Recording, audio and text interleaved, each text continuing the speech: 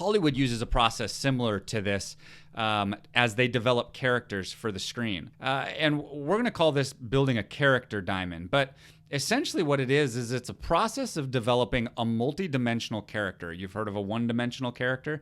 We want to build a multi-dimensional character, a character that's interesting, a personality and a voice and an environment and a culture that's interesting, that's compelling. And we can only do that by having yin and yang, by being, both outgoing and humble. And so we want to develop a multi-dimensional character as we plan on finding our voice with all of this. So I'm going to outline 4 steps. And this is called a character diamond. So picture this as a diamond. You got 4 points of the diamond, and each one represents a different character piece or a different character trait to this character that we're going to build. All right, so the top of our character diamond, this is our primary character trait. This is our North Star. What is something that you do that is extraordinary? This is your superpower, okay? It's the thing that makes you uniquely you. To uncover it, ask yourself what other people admire about you. This isn't something that you've accomplished. It's something that you innately do, okay? So now, I don't necessarily mean you, the listener, you, although that could be the case. It could be you, the royal you, as in your current environment, your current corporation. So it could be what makes you uniquely you personally, because usually a lot of this comes from the founder, the CEO, the leadership team as they try and develop what this voice is going to be. So if we look at the primary character trait, what is your superpower that you bring to your company? What is the superpower that you bring to your community? I'm going to relate this to the loved character Forrest Gump, because he was a very multidimensional character. And you're going to see how all of these pieces fit together. So Forrest Gump's primary character trait, his North Star, was simplicity. Everything was very basic. It was very straightforward. It was very simple, okay? Not in a negative term, in a very intentional, on purpose kind of way. Now, with Forrest Gump, and we'll talk about this as we go, I don't know if it was an on purpose kind of way for him, but it was from the character development side. Second one, it's the counter star. Okay, so you have the North Star. This is the counter star. So this is the weakness. If there's no conflict in life, usually there's no interest. So this is the kryptonite to the Superman, okay?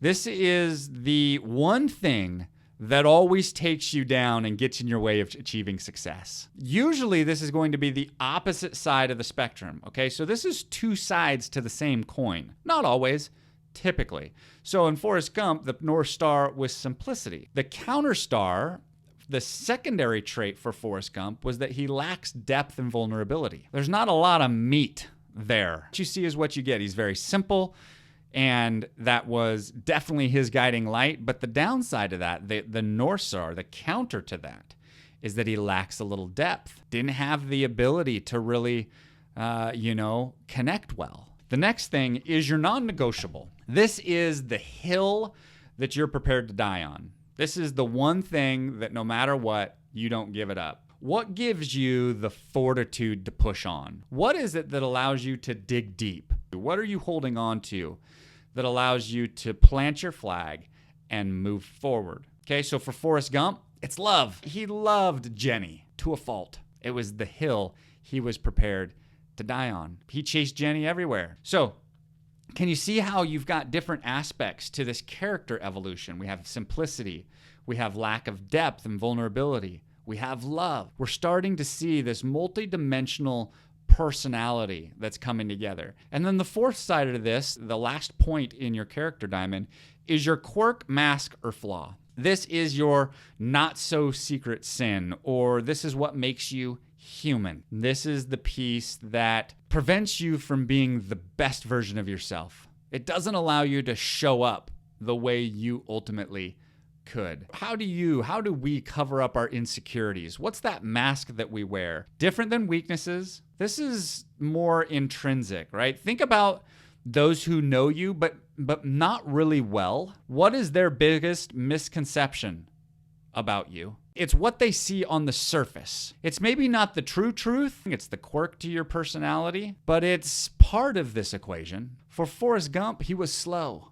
He was slow. Every word was super intentional. My mama said, right? It was his quirk. So you've got 4 points to a diamond here, right?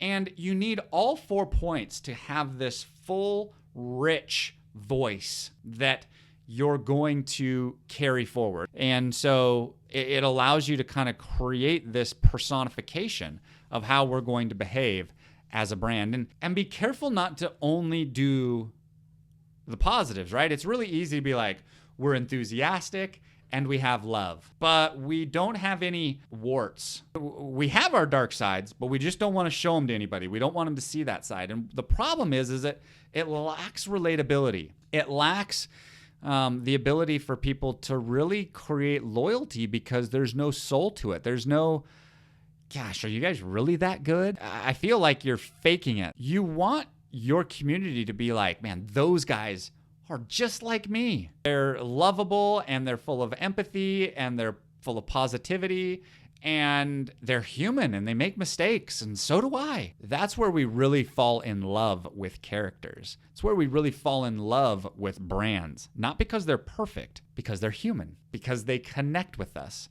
They pull on us emotionally.